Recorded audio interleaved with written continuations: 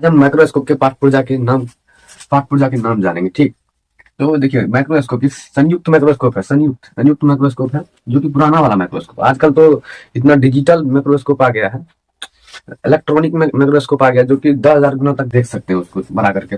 तो पुराना वाला माइक्रोस्कोप का जो पाठ पुर्जा है उसके बारे में अध्ययन करेंगे। देखिए, ये वाला पाठ, निचले वाले पाठ को आधार कहा जाता है, निचले वाले पाठ को आधार कहा जाता है। और ये दर्पण, दर्पण जिसपे हम वस्तु को रखते हैं, जिसपे अगर वस्तु को रखते हैं उसे दर्पण, यहाँ पे रखते हैं वस्तु को। और ये संग्राही, ये संग्राही, ये संग्राही, इसी के माध्यम से हमको देखते हैं सीधे, ठीक। ये अभिदृश्यक लेंस है, ये अभिदृश्यक लेंस है, यानी कि ये अलग पावर का होगा, ये अलग पावर का, लेकिन दोनों दोनों लेंस को अभिदृश्यक ही लेंस कहा जाता है।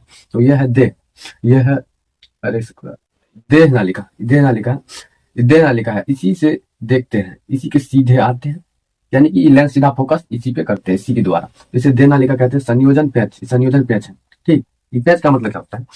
पैच का मतलब क्या होता है? देखिए, पैच का मतलब गुना, जैसे कि नहीं समझे तो हम समझाते हैं।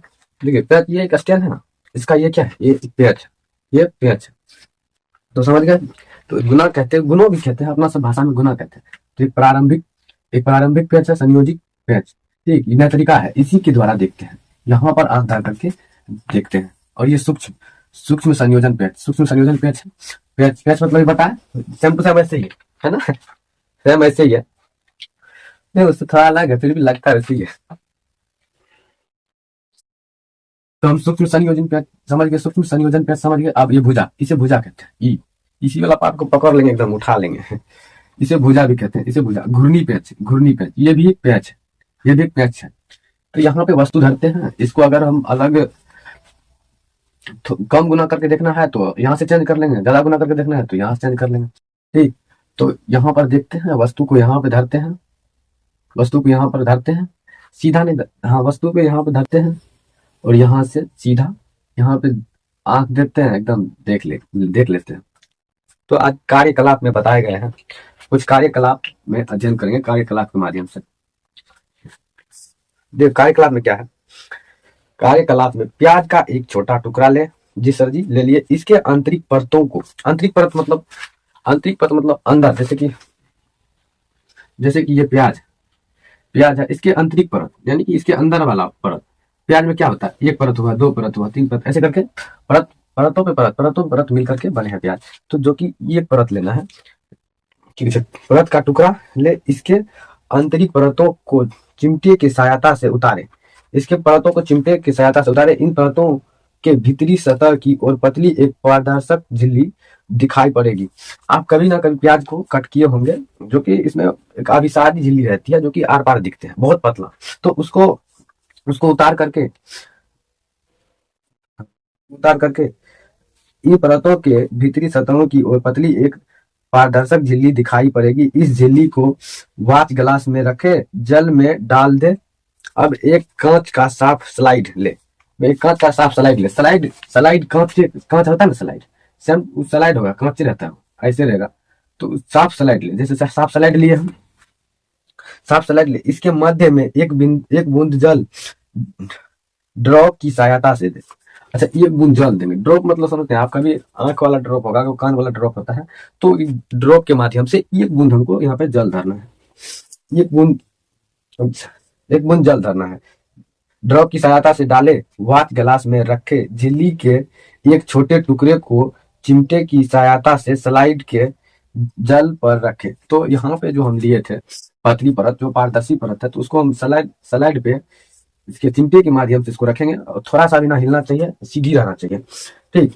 टुकड़े को चिमटे की सहायता से स्लाइड के जल पर रखे। यह ध्यान रखे कि झिल्ली का टुकड़ा मुड़े नहीं, यानी बिल्कुल सीधी रहे। अब इस पर एक बूंद आयोडीन डाले, आयोडीन मतलब समझते हैं, एक बूंद आयोडीन डालना, यानी कि नमक डालना, एक बूंद आयोडीन डालना, आयोडीन आयोडीन डालना, नमक डालना, आयोडीन मतलब नमक होता है। एक बूंद आयोडीन डालना है, एक बूंद 2 से 3 मिनट, 2 से 3 मिनट के बाद स्लाइड को थोड़ा टेढ़ा कर जल मिश्रण आयोडीन को गिरा दें, ठीक। अब झिल्ली के ऊपर एक बूंद ग्लिसरीन डालकर सुई की सहायता से एक स्वस्थ कवर स्लाइड को इस प्रकार ढांके, अच्छा ढांके कि इसमें वायु के बुलबुले ना आने पाए। तो इसमें गिल्सरीन डालकर सुई, गिल्सरीन जब भी हम डालते हैं तो पानी में जब भी वायु की मात्रा होगा तो बूंदा बूंदा हो जाएगा, बूंदा बूंदा। पानी में जब भी वायु की मात्रा आएगा तो बूंदा बूंदा हो जाएगा, तो बूंदा बूंदा नहीं होना चाहिए, इसमें बताया गया है बूंदा बूंदा नहीं होना चाहिए। तो अब इस स्लाइड को माइक्रोस्कोप के कम शक्ति 100 गुना और फिर उच्च शक्ति 450 गुना में देखें। तो ये क्या है, मानते हैं ये वाला है 450 गुना, ठीक, ये वाला है 100 गुना, तो ये को क्या हो गया, कम गुना, ये कम गुना हो गया, ये कम गुना हो गया, यानी कि उतना नहीं दिखाएगा, ये पूरा दिखाएगा, ये ज्यादा दिखाएगा, ज्यादा दिखाएगा ये कम दिखाएगा, ये कम गुना है तो कम दिखाएगा, ज्यादा है तो ज्यादा ज्यादा दिखाएगा, ठीक। तो आपको जब ये सब देख बता दिए क्रियाकलाप, तो कैसे दिखेगा, यहाँ पर देंगे एकदम दर्पण पे, स्लाइड के माध्यम से उसमें जल दिए कि नहीं दिए, जल दिए और ऐसे चिमटे से उसे उठा करके दिए, उसमें आयोडीन दिए, नमक दिए, 2 से 3 मिनट तक रेस्ट किए, ठीक। तो उसके बाद उसको माइक्रोस्कोप से कम गुना 100, ज्यादा गुना 450 दिए, तो दिखाई पड़ा। माइक्रोस्कोप से देखे तो प्याज में इस तरह का दिखाई।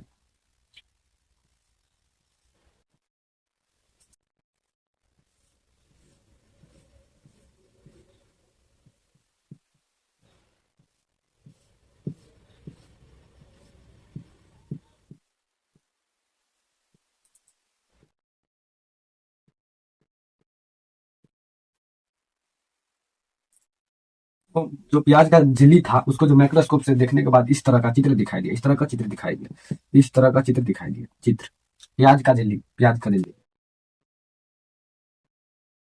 का झिल्ली माइक्रोस्कोप से देखने पर, सूक्ष्म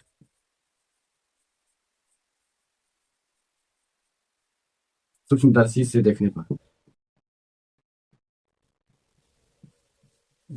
सूक्ष्मदर्शी से देखने पर, सूक्ष्मदर्शी माइक्रोस्कोप से देखने पर प्याज की झिल्ली ऐसी दिखाई दी, ठीक। तो अब क्रियाकलाप एक है, एक और क्रियाकलाप है 2 नंबर का।